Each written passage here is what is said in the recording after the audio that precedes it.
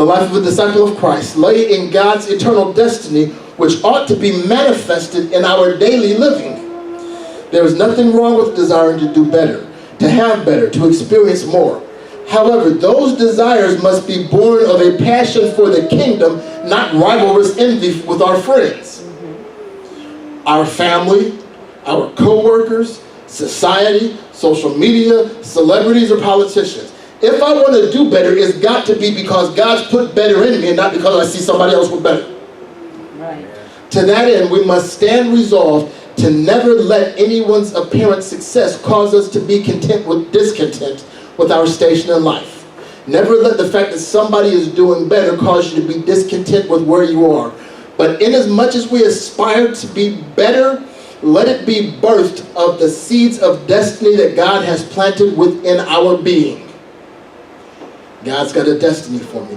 God's got plans for me. God placed gifts in me. God placed talents in me. I want to explore those things. I want to develop those things. I want to come to understand God better. I want to come to walk with Him more closely. And in the process, I get better. That's why I want to be better, and not because I see somebody else with a toy and now I want it.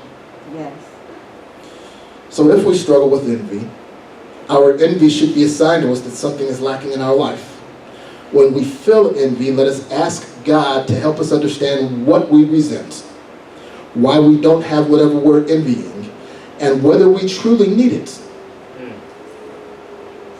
Ask Him to show us how to get there, or to grieve what we cannot have and be content with what we have been given. That's how you avoid grass is greener syndrome. Yes. Envy, covetousness. And we could go on for another couple of weeks about this, dealing with practical applications of Scripture.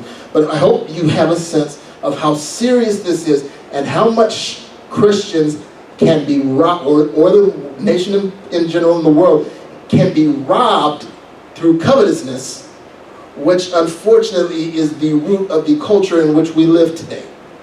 This is why Christians are intended to be a city set upon a hill, a light to the world that you can have different, that you can be better, that you don't have to succumb, that you don't have to be afraid, that you don't have to compete, that you can live in harmony and peace with your fellow man, that you don't have to envy someone else's success, that God's got enough for you and for them too, that you don't have to try to have the relationship. Let me shut up. It's time for us to go.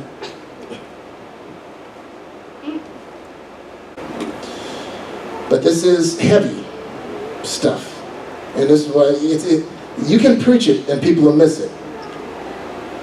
This has to shape how we approach the world. What God has for me is for me, and what He has for them is for them, and never the two shall meet. If I can sow into their life, great. If they can sow into my life, great. But what's theirs is theirs, and I'm not going to be discontent with God's blessings in my life because I see somebody else blessed otherwise. Yes.